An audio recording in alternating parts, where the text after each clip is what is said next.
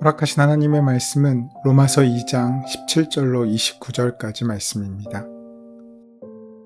유대인이라 불리는 내가 율법을 의지하며 하나님을 자랑하며 율법의 교훈을 받아 하나님의 뜻을 알고 지극히 선한 것을 분간하며 맹인의 길을 인도하는 자요, 어둠에 있는 자의 빛이요, 율법에 있는 지식과 진리의 모본을 가진 자로서 어리석은 자의 교사요, 어린아이의 선생이라고 스스로 믿으니, 그러면 다른 사람을 가르치는 내가 내 자신은 가르치지 아니하느냐? 도둑질하지 말라 선포하는 내가 도둑질하느냐? 간음하지 말라 말하는 내가 간음하느냐? 우상을 가증히 여기는 내가 신전 물건을 도둑질하느냐? 율법을 자랑하는 내가 율법을 범함으로 하나님을 욕되게 하느냐? 기록된 바와 같이 하나님의 이름이 너희 때문에 이방인 중에서 모욕을 받는도다. 내가 율법을 행하면 할례가 유익하나 만일 율법을 범하면 내 할례는 무할례가 되느니라. 그런즉 무할례자가 율법의 규례를 지키면 그 무할례를 할례와 같이 여길 것이 아니냐. 또한 본래 무할례자가 율법을 온전히 지키면 율법 조문과 할례를 가지고 율법을 범하는 너를 정죄하지 아니하겠느냐. 무릇 표면적 유대인이 유대인이 아니요 표면적 육신의 할례가 할례가 아니니라. 오직 이면적 유대인이 유대인이며 할례는 마음에 할지니 영에 있고 율법 조문에 있지 아니한 것이라. 그 칭찬이 사람에게서가 아니요 다만 하나님에게서니라. 바울은 스스로를 이방인을 위한 복음의 사도로 그 직분을 받았다고 선포합니다. 그렇다고 그가 동족인 유대인에게 복음을 전하는 일에는 관심이 없었던 것은 아니었습니다. 바울은 어디를 가든지 먼저 회당을 찾아가 유대인들에게 복음을 전했습니다. 유대인이나 이방인이나 그에게는 모두 같은 전도의 대상이었고 동일한 구원의 관심의 대상이었습니다. 바울에게 중요한 것은 그가 유대인인지 아닌지가 아닙니다. 구원은 그의 출신이나 소유에 의해서가 아니라 오직 복음에 의해 구원받고 예수 그리스도로 인해서 심판을 받는 데 있어서 유대인이나 이방인이나 근본적으로 아무런 차이가 없음을 분명히 하고 있습니다. 이렇게 유대인들이 구원에 관련해서 어떤 특권의식이나 우월감을 가질 수 없음을 밝힌 바울은 오늘 본문에서는 그 입장을 더욱더 강하게 표명하고 있습니다. 유대인임을 자랑하는 이들에게 그들의 신앙의 실상이 어떤 것인지 통렬히 비난하며 참 유대인이 어떻게 해야 할 것인지를 밝히 말해주고 있는 것입니다. 사도 바울이 그렇게 한 것은 자신의 동족에게 복음을 전하려는 목적 때문이었습니다. 유대인들이 예수 그리스도 안에 주어진 복음이 아니라 그저 그들이 자랑하는 율법과 그 행위에 따라 스스로를 의롭다 여기는 착각 속에서 심판의 멸망에 이르지 않도록 하려는 가슴 떨리고 사랑에 가득한 심정에서였다는 것입니다. 사도 바울은 먼저 유대인들이 갖고 있던 영적인 우월감을 지적하고 있습니다. 유대인이란 어떤 사람들입니까? 그들은 종교적인 사람들입니다. 그들은 이방인과 달리 하나님의 특별한 선택을 받았다고 생각하는 사람들입니다.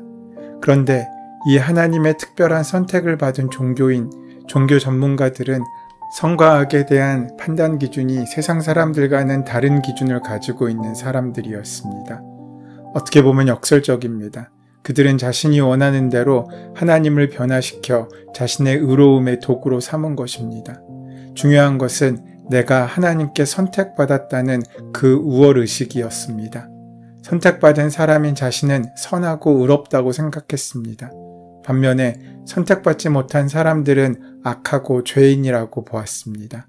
따라서 선택받은 유대인들은 아무리 나쁜 짓을 했을지라도 그는 이미 구원을 받고 하나님의 백성이 된 사람들이라고 생각했습니다. 반면에 선택받지 못한 이방인들은 그가 아무리 선한 행위를 했다고 할지라도 그의 삶의 행실이 아무리 귀하다고 할지라도 하나님의 백성이 될 수 없다고 단정해버리는 것이었습니다. 그래서 그들은 무엇보다 중요한 것은 율법을 소유하는 것이며 그 몸에 할례의 징표를 갖고 있는 것이라고 생각했습니다. 이것은 신앙인이 아닌 종교인의 모습입니다. 하나님보다도 율법과 형식과 조직에 익숙한 것입니다.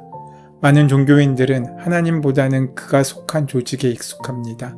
그리고 말씀보다는 그가 지금까지 살아왔던 신앙의 전통을 따를 때가 더 많습니다. 그러면서 하나님을 잘 믿는다고 생각하는 것입니다. 사도 바울은 유대인이면서 유대주의에 깊이 빠져있던 사람이었습니다. 그는 누구보다 유대인에 대해 잘 아는 사람이었습니다. 그는 가말리엘 문화에서 공부했던 사람입니다. 율법에 있어서 그는 탁월한 전문가였습니다. 게다가 그는 지식만 많은 사람이 아니라 그 지식을 이루고자 하는 열정 또한 가득했던 사람들이었습니다. 큰 열심을 가지고 그의 율법에 반하는 행위를 하고 있는 초대교회 기독교인들을 잡아 죽이는데 가장 앞장섰던 사람이었지 않습니까? 그러니까 바울 사도보다 더 유대인들에 대해 잘 알고 있는 사람이 어디에 있겠습니까? 유대인들은 하나님께 선택받은 족속이고 왕같은 제사장의 사명을 받은 백성들이었습니다. 그러하기에 유대인이라고 불리는 것은 그들에게 매우 영광스러운 일이었습니다. 그런데 바울은 오늘 본문에서 유대인으로 불리는 내가 라고 말하며 유대인들이 치중하고 있는 몇 가지의 예를 열거합니다. 17절 이하에 보면 종교적인 사람들이 갖는 몇 가지 특징들이 있습니다. 유대인이라 불리는 내가 율법을 의지하며 하나님을 자랑하며, 그들은 하나님을 사랑한 것이 아니라 하나님을 자랑했습니다. 이들은 율법을 아주 중요하게 생각하고 하나님을 자랑한 사람들이었습니다. 율법 없이는 살 수 없었습니다. 율법을 다 외웠습니다.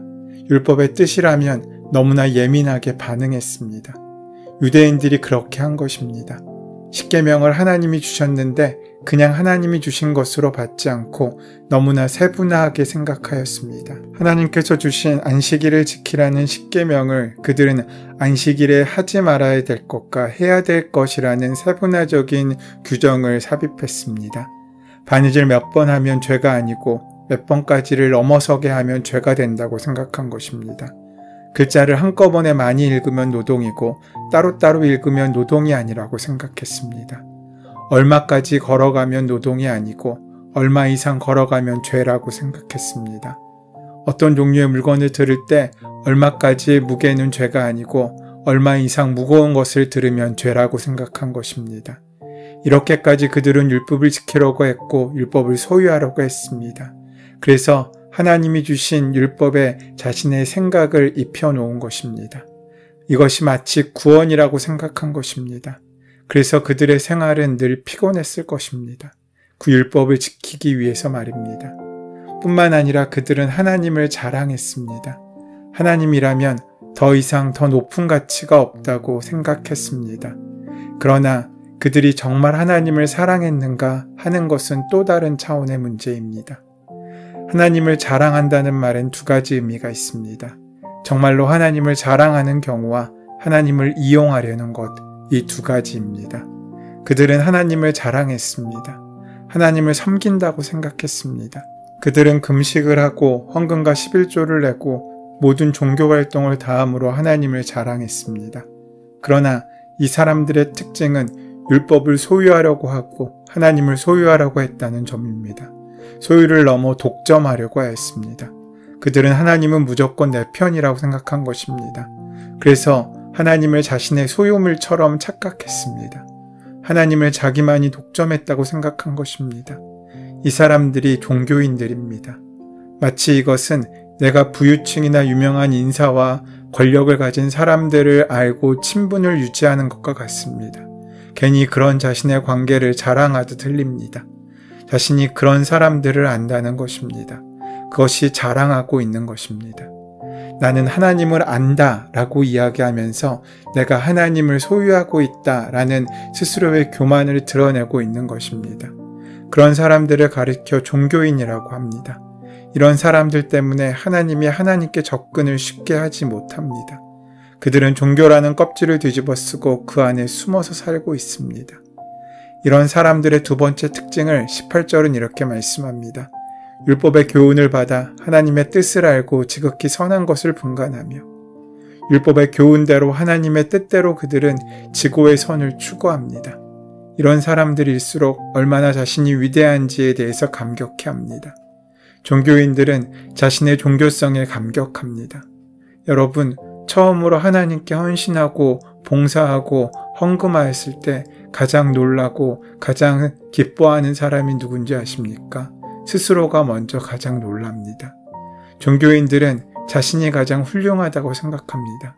나만큼 성경을 읽은 사람이 없고 나만큼 기도하는 사람도 없고 나만큼 봉사하는 사람도 없다고 생각합니다. 그런 자신의 모습에 도취되어 삽니다. 말하는 것으로 자신이 그런 존재가 되었다고 착각하며 사는 것입니다. 그저 말만 하고 있으면서 자신이 말했다고 그렇게 살고 있다고 생각하고 착각하는 것입니다. 그렇게 자신도 모르는 사이에 교만해지며 위선에 빠지게 되는 것입니다. 이것은 오늘 우리도 경계해야 될 신앙의 모습이기도 합니다. 설교자도 마찬가지입니다. 자신의 설교와 자신의 삶을 동일시하는 경우가 많이 생기는 까닭이 여기 있습니다. 종교의 형식과 틀과 그런 습관 속에 들어갔다고 우리가 내가 지금 선포하는 그 사람이 되어 있는 것은 아닙니다.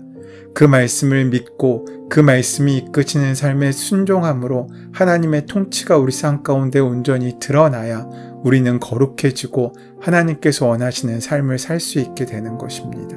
자랑스러운 종교적인 형식을 가진 사람들, 오늘 본문의 유대인들이나 종교 지도자들, 또 자신이 자랑할 만한 많은 업적이 있는 사람들은 자신들이야말로 율법의 지식과 진리에 통달한 그야말로 하나님 앞에 영광스러운 사람들이라고 착각하고 생각합니다.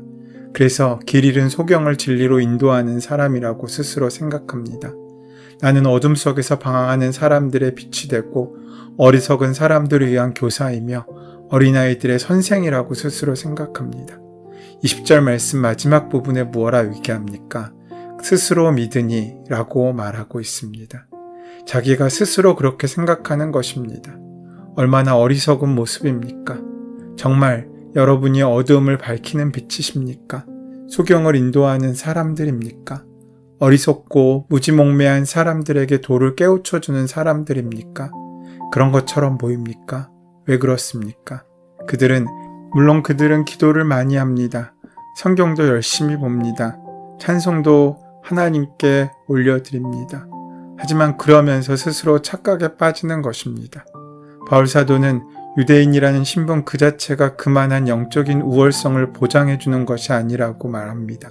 그는 유대인들이 스스로 자랑하는 율법을 그들 자신이 지금 범하고 있음을, 그 결과로 하나님을 오히려 욕되게 하고 있는 신뢰를 몇 가지 들어서 그들의 영적인 우월감의 허구성을 질타하고 있습니다. 유대인들은 자신들이 아브라함의 후손으로서 하나님께 율법을 받았으며 자신들의 몸에 할례의 흔적을 지니고 있다는 이유로 하나님께서 특별히 대우해 주신다고 생각했습니다. 그러나 바울 사도는 그렇게 스스로 믿고 있는 유대인들을 향해 하나님께서 주신 율법을 맡은 유대인들이 그 율법을 가르친다고 하면서 정작 자신들은 그 율법대로 살아내지 못하고 있다고 바울은 말하고 있습니다. 바울은 율법에 이어 할례를 언급하며 더 깊은 속사람에 대한 이야기를 합니다. 바울은 할례 그 자체를 부정하지 않습니다. 그도 유대인이기 때문입니다. 이스라엘의 모든 남자들은 할례를 받습니다. 할례를 받는다는 것은 자신의 생명을 바쳐 하나님 앞에 순종하고 충성을 다하겠다는 표시입니다. 그 자체가 범죄이거나 그 자체가 나쁜 일일 수 없습니다. 그런데 이스라엘 백성과 율법주의자들은 자신의 몸에 할례의 흔적을 지니고 있다는 것만으로 충분하다고 생각했습니다. 할례는 받았지만 정작 할례 받는 그 마음의 진정성을 가지고 살지 못한 것입니다. 본문에서 바울이 말하는 것처럼 율법을 행하면 할례가 유익하지만 반대로 율법을 범하면 할례는 무할례가 되고 맙니다. 오히려 반대로 무할례자가 율법을 지키면 할례와 같이 여겨집니다. 하나님께서는 우리의 겉모습이 아닌 중심을 보시는 분이시기 때문입니다. 하나님께서 그 모습으로 우리를 부르시고 그 은혜로 우리를 초대하십니다. 오늘 하루라는 길을 건너 우리는 주님께서 이끄시는 천국을 향해 나아갈 것입니다. 그 삶 가운데 우리 자신의 완전함은 성령님의 동행하심과 함께하심과 우리를 이끄시는 주님의 변화에 순종하는 삶을 통해서 만들어집니다. 그 은혜를 귀하게 만나고 누리시며 순종하는 귀한 은혜가 함께하게 될 때 우리의 오늘 하루는 하나님의 거룩함에 가까워지는 귀한 하루가 될 것입니다. 그 은혜로 살아가는 저와 여러분 되시기를 소원하고 축원합니다. 은혜의 주님, 우리로 하나님의 자녀로 받아주시고 인도하여 주시니 감사합니다. 성도로서의 거룩함을 이루지 못하는 연약한 우리를 용서하여 주시고 우리의 겉사람이 아닌 속사람을 더욱더 가꾸며 주님 앞에 온전히 나아갈 수 있도록 동행하여 주시옵소서. 예수님의 이름으로 기도드립니다. 아멘. 이제 오늘 이 아침 우리에게 허락하신 본문의 말씀이 오늘 나에게 말씀하시는 주님의 음성으로 만나지기 위하여 본문의 말씀을 깊이 묵상하시고 함께 기도하는 시간 가지도록 하겠습니다. 함께 기도합니다.